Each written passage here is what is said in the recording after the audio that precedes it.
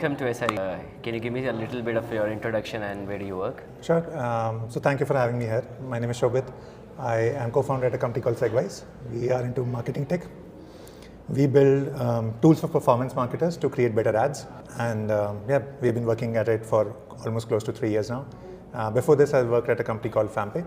It's a fintech for teenagers. I was leading engineering for them. And before that, I was working in Bay Area in US at big tech companies for about 10 years. That's pretty much about me. Yeah, that's a great journey that you've been through. Just to keep it close to the SRE, close to the engineering part, I have been researching, writing, reading about AI being implemented everywhere in the engineering now being the hot topic. Especially in SRE, it's surely one of those areas where half of the crowd is not trusting it very much because it's not at that maturity level. But at the same time, how are you implementing AI into your processes? How are you saving time or... Right. So we are cautiously optimistic about it. We don't incorporate any new technology that comes out. We wait for it to mature a bit, read reviews about it. But we are optimistic. I think it saves a lot of time for our team. Like we are big users of Claude Code. We use Codex a lot. For coding, on the SRE front, we have built a lot of custom things which detect things in production, try to reason why that happened, send us an alert.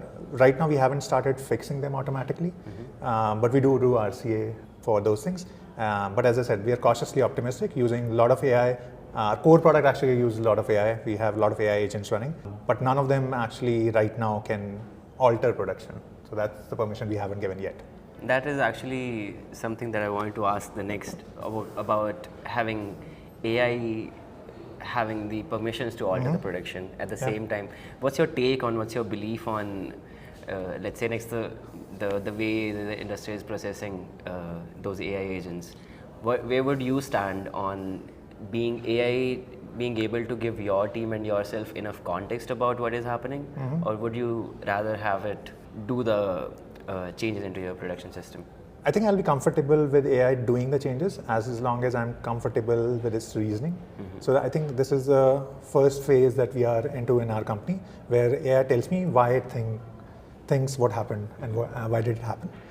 If you're happy with that, I think solving it is not the hard part. It's figuring out why something broke. Exactly. And if we get comfortable with those reasoning, I think we'll be happy to give it permissions. Obviously, we'll start in certain areas, things that are reversible, like changes that are reversible, let's say creating a new service, increasing service capacity, or changing some networking things. I think those are very easily reversible decisions if AI makes a mistake.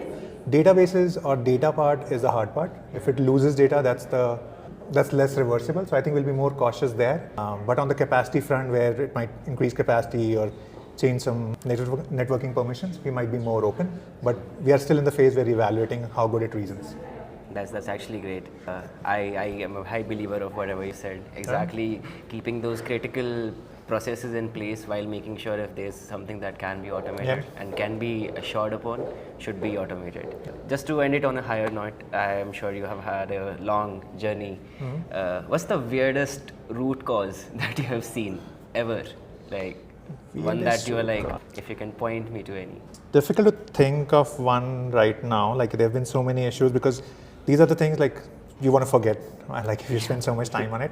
I'll give one of the recent ones, like one of our services was just not responding to requests, and we checked memory was okay, CPU was okay, nothing was pointing out what went wrong.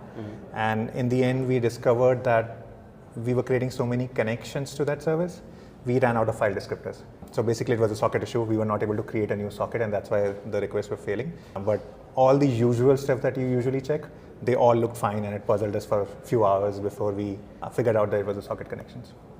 That's actually everyone's. And it was a bug, like the service was just unnecessarily creating a lot of socket connections, but it took us few hours to figure this out. Yeah, sometimes you have to jump back to the basics. Thank you so much. It was great talking to you. Thank you for having me.